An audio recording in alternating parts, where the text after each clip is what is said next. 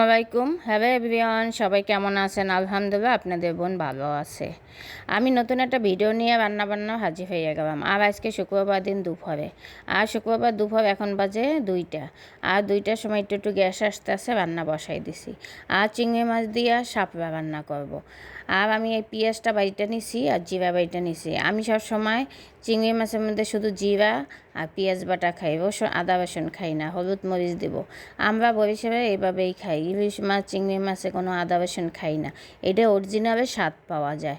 আমি কিভাবে রান্না করি বরিশালে রেস্টুরেন্টে দেখেন, যদি আপনাদের ভালো লাগে এইভাবে রান্না করে খাইবেন, দেখবেন অরিজিনালে স্বাদ পাওয়া যায়।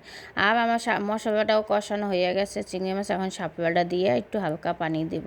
আর শাপলা কিন্তু চিংড়ি মাছ দিয়ে ইলিশ মাছ দিয়ে দারুণ স্বাদ লাগে।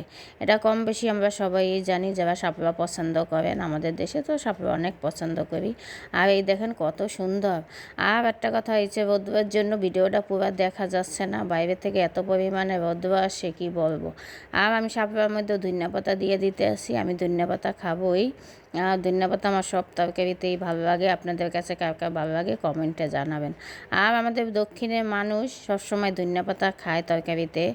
আর এখানে ইলিশ মাছটাও ভাজতে দিয়ে দিতে আসি, কাঁচকলা দিয়ে রান্না করব। ইলিশ মাছটা বেশি বড় না, তারপর ডিম হয়েছে। আর দেখি ইলিশ মাছটার স্বাদ অত ভালো ছিল না। এটি মনে হয় চিটাঙ্গে ইলিশ, কিন্তু বোঝা যায় না।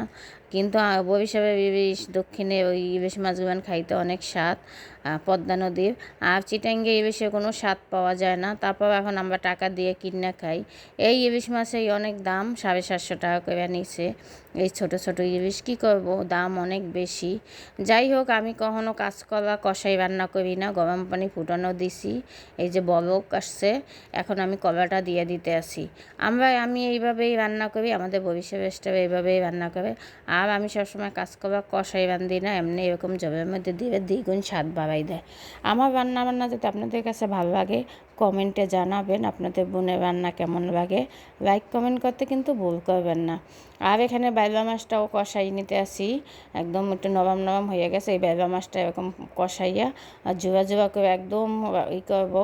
আর এই দেখেন কাঁচকলাটাও হয়ে গেছে। দেখেন, সবাই ভালো থাকবেন, হেফাজতে থাকবেন, সই সালামতে থাকবেন।